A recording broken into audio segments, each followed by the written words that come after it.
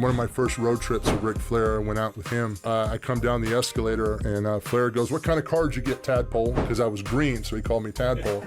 I said, "I've got a Cadillac, sir." He says, "I'm with you." I'm like, "Oh my God, I'm driving Ric Flair. Oh my God, oh my God." So we wrestle that night, and afterwards I thought we were gonna go eat. And I says, "Where do you wanna go eat?" He goes, "Eat, we're going to the bar, kid. We're gonna have some fun."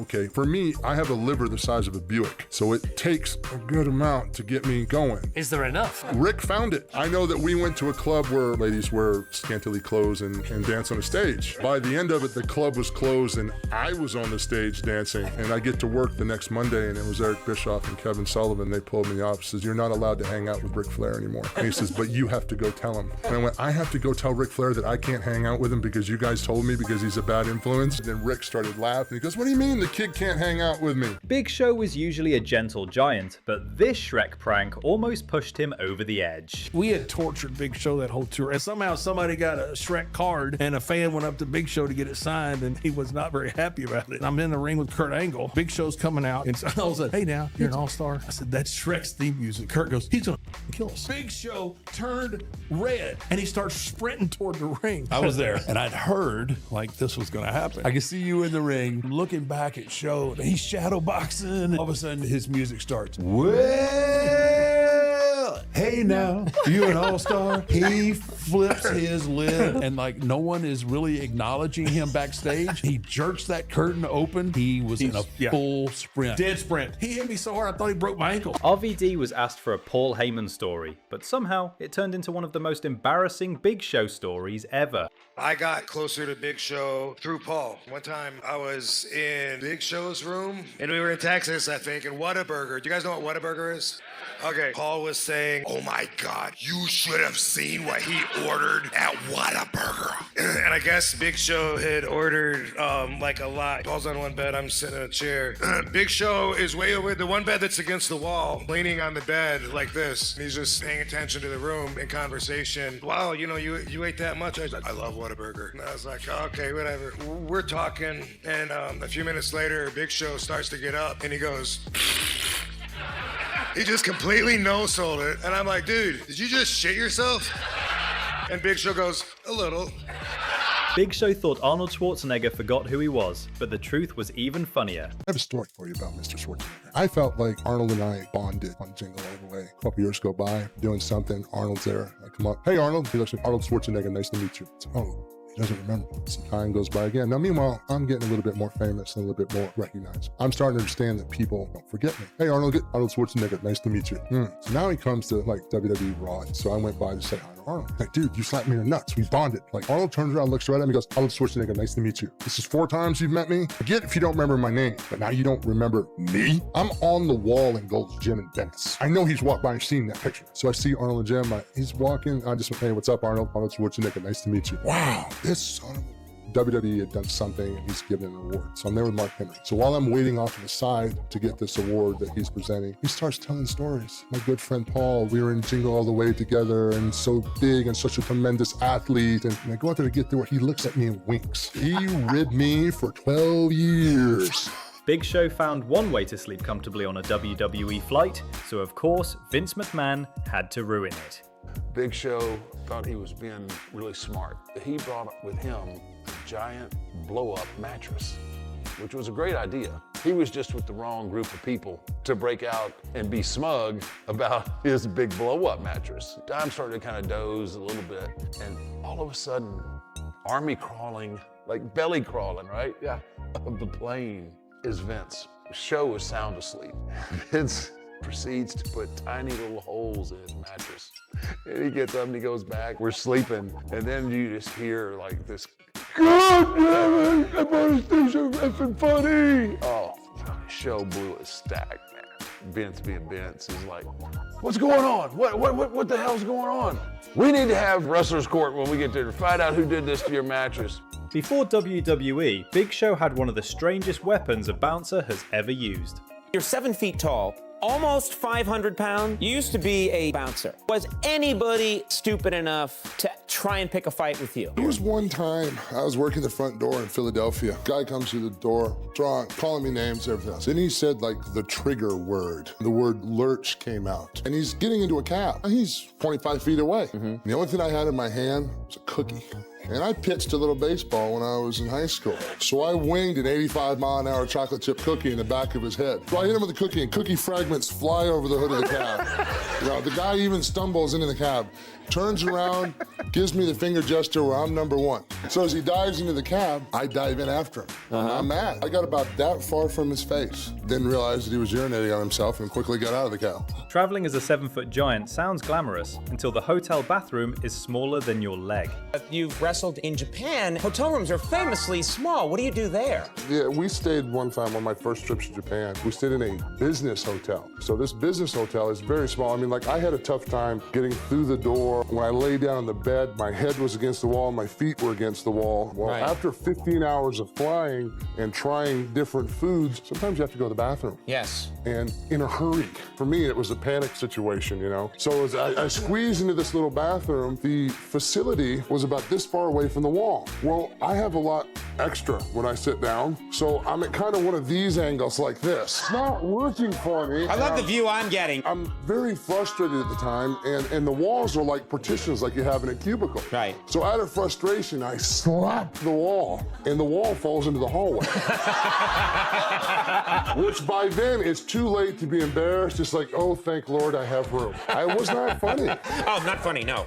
When two giants actually got into a real fight backstage, it somehow became less epic and more ridiculous. To his credit, Khali can take a shot. Goes, show flushed him. I mean, it sounded like taking a big old ribeye steak and throwing it on the counter. It was like, you know, the funny thing afterwards, like the whole fight happened obviously in the men's dressing room. Two 7-footers going at it. So they're fighting, right? And they tripped over a bag or something like that, right? And so when they trip and they both fall, Show just happened to fall on bottom. Regal broke the whole thing up. Yeah. Regal came in there like a spider monkey. In a towel, I think. In a towel. He had Khali fish hooked. Yes. And had Khali's head ripped around. It was impressive. But I give Show grief, and I shouldn't even tell this story because I've never let him off the hook. When Regal broke it up, Khali's on top. And so it gets all broke up, and they're separated, and Show's in the dressing room with me. And I'm just looking at him, and he's like, what? I was like, dang, man, he had you down. Oh, my gosh. I thought he was actually going to come across the room and attack me. He was so mad. It was... That's quite a spectacle. Big Show learned one very important lesson in London. Never accidentally give Stone Cold Steve Austin a wedgie. I'm working with Stone Cold that night. I bumped him out to the floor. I come out to get him, roll him back in. When I rolled him back in, I pulled him up by the trunks and I accidentally gave him a wedgie. Don't give Stone Cold Steve Austin a wedgie. He takes it very personal. So when I slipped back in the ring, it was... I mean, 3 times really hard. The kind of punches that your ears ring. I think he was trying to knock me out, but I'm still a giant. He goes, off the tights, you stupid son of a bitch. I lost it. I got mad. I grabbed him by the face. I picked him up. I ran him across the ring, pinned him over the turnbuckle. I was like, hey, you son of a bitch. Like, I lost it. And he goes, there you go, kid. Way to fire up. At the end, he finally hits me with a stunner. He goes, kick out. Nobody kicks out with a stunner. Oh, he's trying to get me fired. He goes, get up. He hits me with another stunner. We get to the 7th stunner and he goes, okay, I'm blown up. Let's go home. Big Show told Floyd Mayweather to punch him for real, then immediately realized why that was a dangerous idea. Floyd is going to punch Big Show one shot. I'm thinking in my mind that if Mayweather doesn't hit me, this angle's dead before it even starts. I said, don't shove my nose through my brain. They got in the ring, and I think Floyd threw like 6 of the fastest punches I've ever seen, all which directly connected to Big Show's snout. I thought Mayweather hit me 3 times. I didn't realize he hit me 5 times. That's how fast he was. And he hit me with a left hook that just shattered my nose. I mean, I felt the blood shoot right in the back of my throat. My adrenaline kicked in, and we were off and running. He was momentarily so mad that if you watch it back, it looked like the running of the bulls in Pamplona. Like, he was like storming out of the ring, running over Floyd's crew. Like, this like 300-pound guy is just getting trampled by 500-pound Big Show and swatted out of the way like Floyd ran, and I was in the hallway waiting for Floyd, and Floyd ran up the hallway and looked back at his Leonard Ellerby, and he just said, "Let's get out of here. He's gonna kill us." Kevin Owens once popped Big Show so hard that the furniture paid the price. I was wrestling one Alex Riley. I'm wrestling him, I put him away. Then Finn Balor comes out to stop me from attacking Alex Riley some more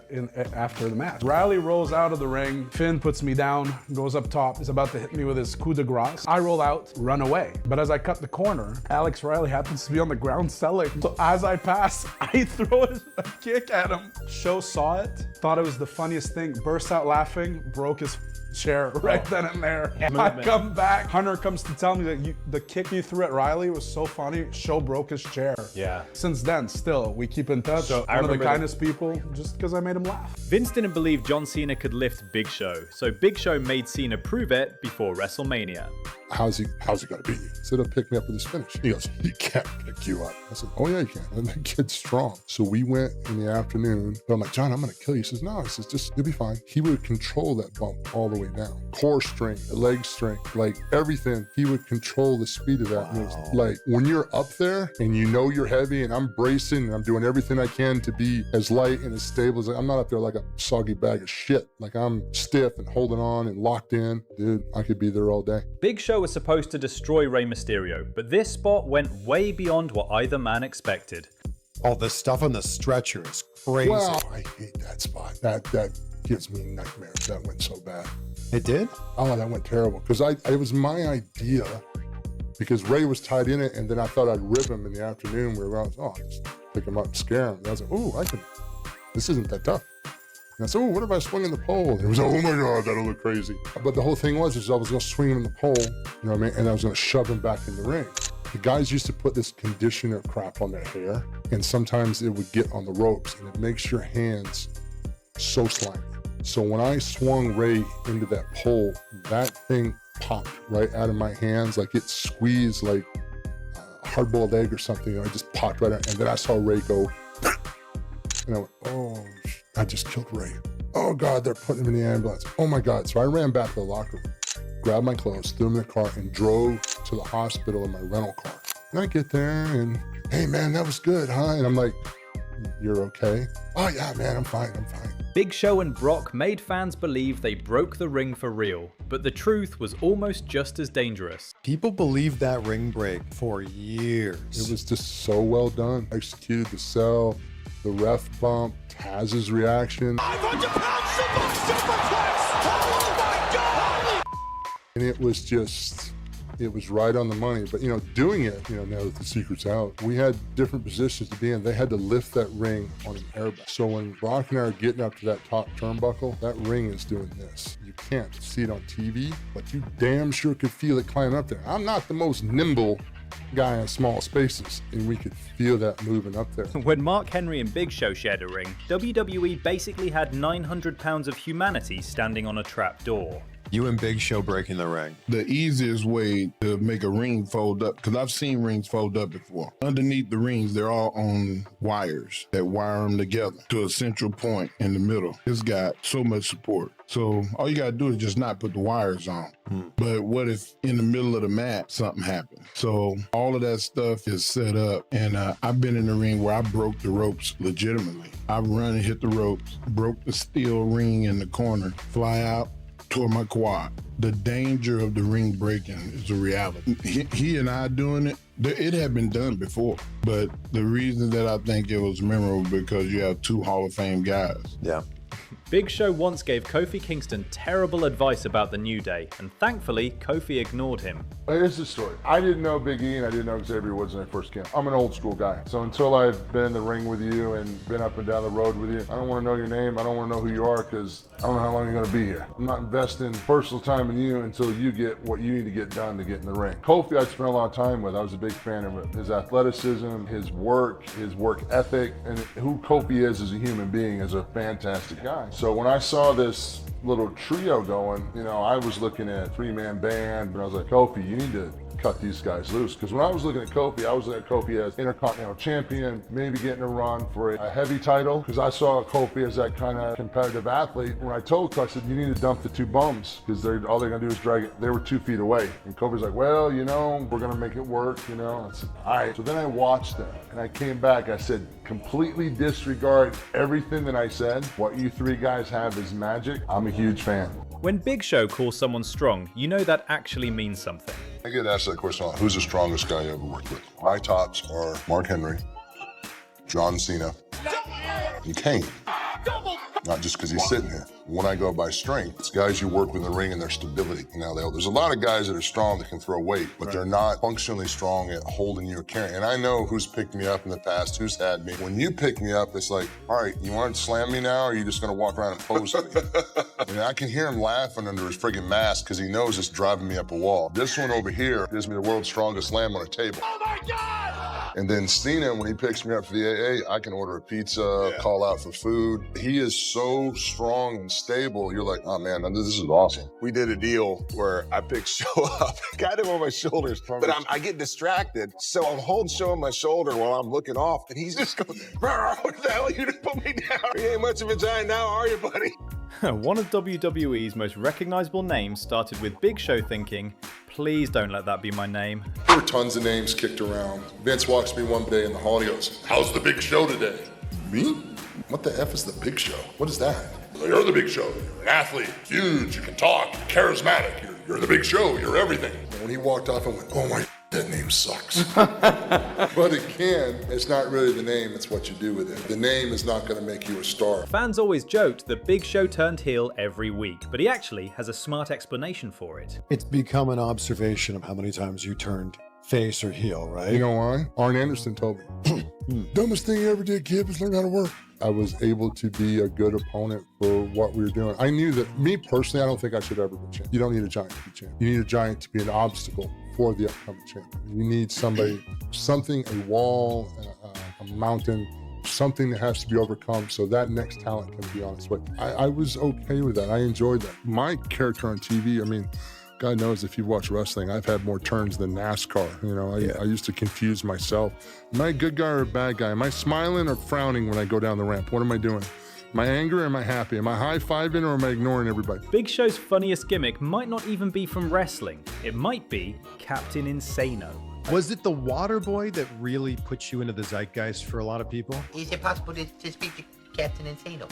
Shoot, Mr. B. People ask me to sign Captain Insano all the time. No. Strong words from a strong man. Captain Insano. True story, man. True story. You seem to be sweating quite profusely. Yeah. I mean, he does show no mercy. It shows no mercy, brother. I was wondering if perhaps you might need the services of an experienced water boy. But that was a cool thing. That whole thing was one day to do that Waterboy part. How old are you, kid? 11? 12? I'm 31 years old. Adam Sandler was so cool to work with. Just so kind. I guarantee that guy's still a virgin. I don't know how else to explain it. He was so kind and fun to work with. Undertaker tried to understand Big Show's donut math, and honestly, good luck with that. One time he had a bunch of donuts that he hid back in Magic in the prop department. Brock Lesnar went back there and took a bite out of each donut. So Big Show goes back there. He's trying to sneak back there. He's like 500 pounds. He gets the donuts and he sees that there's a bite out of each one. It turns into like this something out of Jurassic Park. Like, donuts go everywhere. He was so mad. And like, Brock did it, Brock did it, Brock did it. Vince wanted to weigh people. I think it was a rib on Show and Paul Bearer, I think. I don't know what it was. Oh, it could have very well been. He wanted to rib. He wanted to weigh him. He had to take him like down to a grain scale or something. You know, we all had to weigh in, right? That's right. We all had to weigh in and make the rib work. So everybody wanted to guess Big Show's weight. So everybody put like $10 down. But Jeff Hardy guessed like 2,769 pounds. Big Show found the list. He got mad about it. That ain't funny. That's not funny. And I won the prize. It was like $630, and I took it all. I took everybody to In Cahoots in St. Louis, and I put all the money on the bar, and I said, we drink until the night's over. And Big Show showed up. Good sport. That night, Tim Wight, the police come up to me and goes, would you come get your referee off our squad car? Tim Wight had passed out like in a crucifix on the police car. Remember that Shrek prank from earlier? Well, JBL and Undertaker somehow found a way to make Big Show snap even harder. At the end of the tour, he's sitting there on the plane. Big Show is he's sitting on the plane. He's right by Taker, and he's talking to Taker, and he's just ranting about me. He's going to kill me. And thank God he's a friendly giant, because I told him one day, I said, if you beat me up, don't eat me. I said, seriously, don't eat me. He was about to beat me up one day. I said, don't eat me. I said, if you do that, that'd be so embarrassing to be eaten by another human being. I said, I could not live that down. So he's telling Taker, he goes, look, I know it's John. I've had it with him. And Taker's sitting beside him going, yeah, I don't blame you. I don't blame you at all. He's just too much. Now, Taker knows what's coming. So the flight attendant says, sir, would you like this for the trip? He goes, not right now. He goes, look, I'm a giant. I'm really, and Taker's like, you're a giant. You're right. He does not need to mess with you. That's no respect for giant. Flight attendant says, sir, would you like this? And he goes, no, not right now. And he goes, I'm telling you one more time. He goes, I am going to punch John. And Taker goes, I don't blame you. I just punch him. I would just punch him. I just don't blame you. And finally, the flight attendant goes, sir, are you sure you don't want this? He goes, what? And he grabs it, and it's a Shrek fun book. But I'm sitting there thinking, there's no escape. I'm like, can I hide in the lavatory and barricade myself in for like 13 hours for the flight? Oh, God. And he looks at it, he starts crumbling it up like this, his big giant hands. And finally, he looks over at Taker and goes, that's kind of funny. Thank God. There you have it. 20 minutes of Big Show stories. I'll see you in the next one.